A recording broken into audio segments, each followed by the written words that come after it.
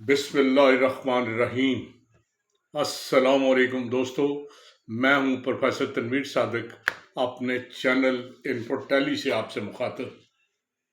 मैं एक जगह गया हुआ था, एक शख्स ने अपना पता दिया था और मैं उस पते पे उसे ढूंढने के लिए इस बिल्डिंग में आया। सामने वो फ्लैट जो नंबर मुझे चाहिए था, वो बड़ा सा नंबर लिखा हुआ था। मैं फ्लैट की तरफ बढ़ा। दरवाजे पे एक साहब कुर्सी बिछाए उस पर बैठे थे। मुझे देखते ही आगे बढ़े, साईं आ जाओ आ जाओ, साईं आ जाओ, बिस्मिल्लाह जी बिस्मिल्लाह, फ्लैट चाहिए, मिलेगा मिलेगा, आ जाओ। मैं तो अपने भाइयों की खिदमत के लिए यहाँ बैठा हूँ। पाकिस्तानी जो भी आता है उसे सबसे सस्ती और शानदार रहाइश मेरे पास ही मिलती है। सब खिंचे आते हैं, लोग जिससे पूछते हैं कि कहाँ जाए, वो मेरा ही पता देते हैं। तो बड़ी अच्छी बात है, तुम मेरे साथ आ जाओ, मैं खिदमत गुजार भी हूँ, आपका भाई भी हूँ, तो आ जाओ साईं आ जाओ। दुबई में इससे अच्छी जगह नहीं मिलेगी। मैं कुछ कहना चाहता था कि मैं फलां से मिलना है कुछ, लेकिन वो वक्फा नहीं डाल रहा था, बोले जा रहा था। मैं हंस के उसकी बातें सुनता रहा और मैंने सोचा कि चलो कभी कभी ये भी होता है कि सिर्फ सुना जाए। मैं चुप करके उसकी बातें सुनने लगा। वो मुझे अंदर ले गया फ्लैट के। उसने कमरा, ये हमारे कमरे हैं भाई, ये दो बंदे इधर सोते हैं, ऊपर नीचे दो बेड थे, दो इधर सोते हैं, दरमियान में रास्ता है, ये देखो पीछे अलमारी है, इसमें कपड़े रखो, अपना आपका खाना होगा। मैंने कहा जी। आगे मिनी सा किचन और साथ मिनी सा ही वो जो बाथरूम था। उसने कहा ये वॉशरूम है, ये किचन है, ऐश से रहेंगे आप। ये साथ दूसरा कमरा, इसमें भी 4 बेड है। तो एक फ्लैट में सिर्फ 8 आदमी रहते हैं, खुद ही पकाते हैं, खुद ही खाते हैं।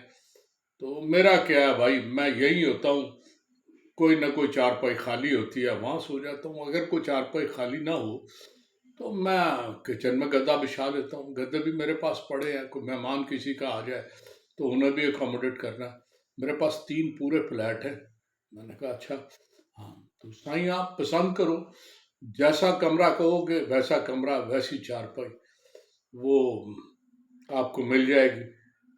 मैं मुझे कहने लगा कि इसका किराया 2000 दिरहम है पूरे महीने में। कितनी आसान है, सारा महीना ऐश करने के लिए आपको जगह मिल जाएगी। सोना उठना बैठना सब यही है। सुबह काम पे जाओ, आके यहाँ दोस्त भी मिल जाते हैं जिनसे आप दुख दर्द भी बांट लेते हैं, बातें भी कर लेते हैं। फिर मिल के पकाना जो है बड़ा बाइस बरकत होता है। वो बड़ा कुछ कहता रहा, मैं सुनता रहा।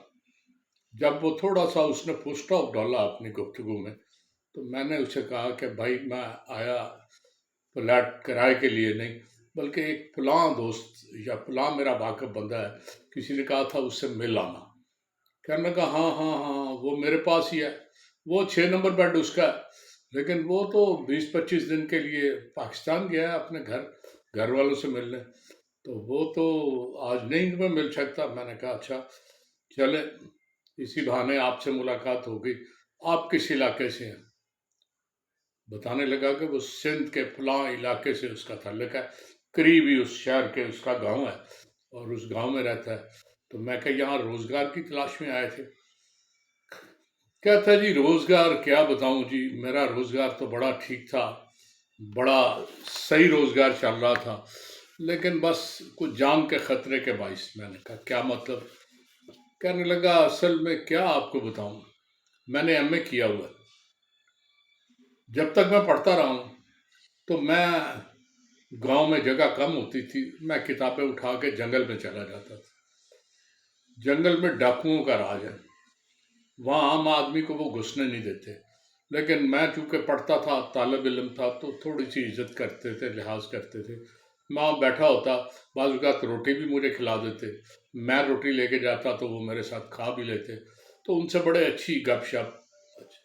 जब मैंने एमए किया तो एक छोटा सा हादसा हुआ कि गांव में एक बारात आई। वो जो लड़की जिसकी शादी थी, उसे इससे पहले कि दूल्हा लेके जाता, डाकू आए, दुल्हन को उठा के ले गए।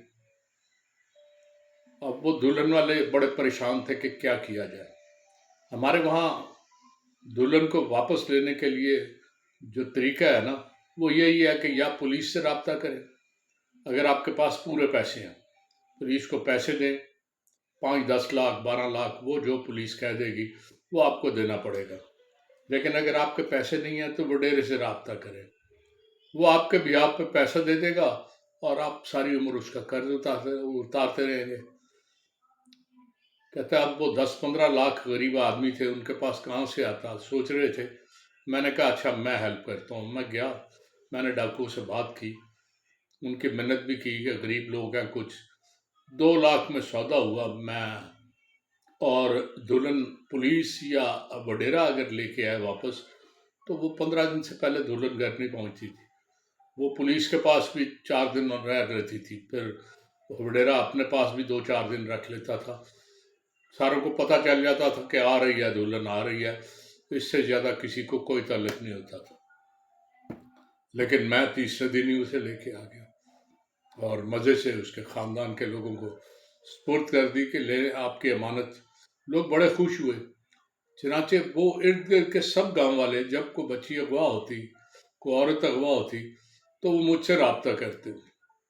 मैं डाकुओं से जाके बात करता, किसी न किसी तरह कम से कम पैसों में वो औरत वापस ले आता। घर वाले खुश होकर कुछ ना कुछ देते। मेरे 4-5 लाख रुपए महीना आमदन बड़ी माकूल बन रही थी। बात छुपी नहीं रहती। वक्त के साथ साथ वडेरे को भी पता चल गया, पुलिस को भी, कि वो जो काम वो करते थे उसकी वो उनके काम में कमी एकदम इसलिए आई है कि मैंने वो काम शुरू कर दिया। वडेरे को और पुलिस दोनों को गुस्सा आया। उन्होंने मुझे मैसेज भेजा कि तुम ये काम ना करो, मगर मैं कब टलने वाला था। मैं लोगों की खिदमत करना चाहता था और मैं बार बार वो काम कर रहा था। एक दिन डाकुओं ने मुझे बताया कि भाई तुम काम तो कर रहे हो, नेकी का काम है, लेकिन वडेरा भी और पुलिस भी वो तुम्हारे खिलाफ हैं और तुम्हें किसी वक्त भी हिलाक कर सकते हैं। मुझे भी कुछ अंदाजा हुआ कि कुछ लोग मेरा पीछा कर रहे हैं। मैं वहां से भाग के कराची आ गया। जब मैं कराची आया तो मुझे वहां भी खतरा महसूस हुआ कि वो शायद मेरा पीछा यहाँ भी कर रहे हैं। मेरे पास अब कोई जगह नहीं थी वहां अमान की। मैं भाग के दुबई आ गया, यहाँ मैं महफूज हूँ। घर वालों से मैं राब्ता नहीं कर सकता कि घर वालों से अगर राब्ता हो जाए तो उन्हें भी वो तंग करेंगे, इसलिए बस उन्हें अल्लाह के हाल पे, उन्हें उनके हाल पे छोड़ दिया। अल्लाह उनके लिए बेहतरी करे। यहाँ से कभी कभार चुपके से को पैसे भेज देता हूँ, बाकी मैं यहाँ इंडिपेंडेंट ही काम कर रहा हूँ। मैं उसकी दास्तान सुन के मुझे बड़ा अजीब लगा।